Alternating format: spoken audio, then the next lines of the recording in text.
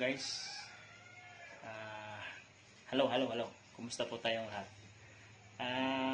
For today's video guys, ipapakita ko sa inyo kung paano kung ano ang laman ng isang box na Starlink na ating in-order doon sa kanilang website.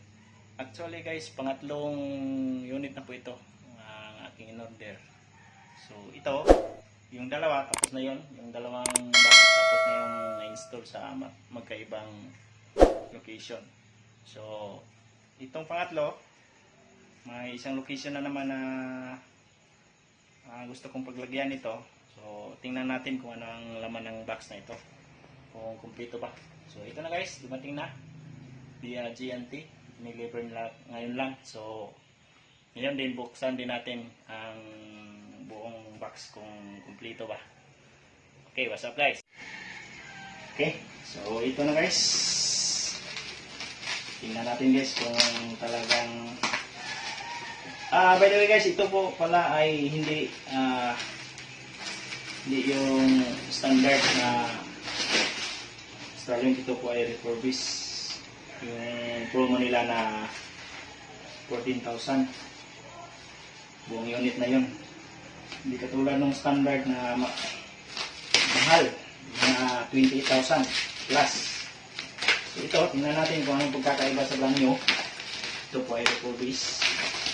So subukan natin buksan kung anong kaya ang laman nito, ano bang pagkakaiba nila.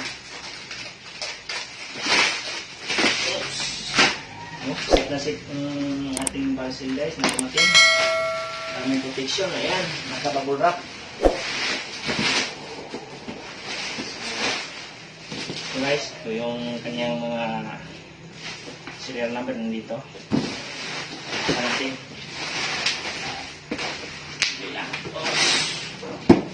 Okay.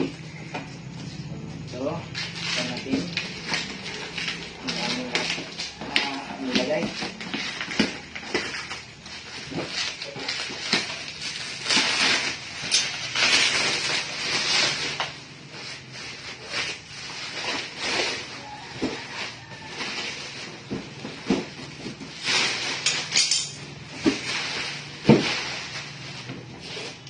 Ito na ang buong box guys. Buksan natin. Saan ba ito ang buksan?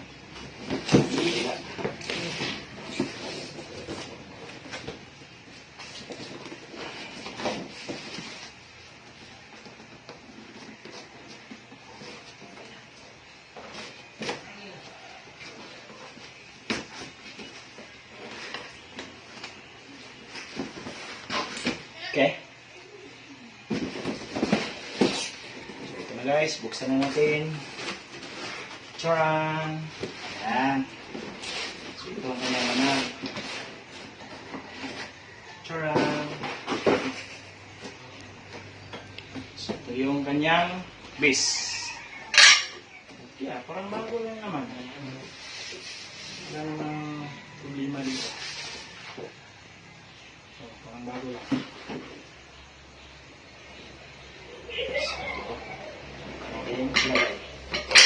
Yan. Yan po ang laman.